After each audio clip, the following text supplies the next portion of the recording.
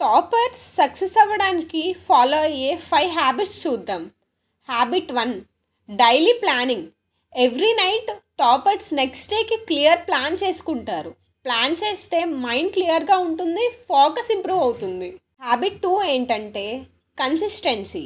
ఒక డే చాలా స్టడీ చేసేసి నెక్స్ట్ డే రెస్ట్ తీసుకోవడం కాదు.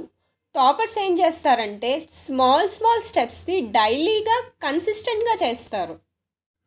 Habit 3, focus. Phone distractions, useless apps avoid చేస్తారు.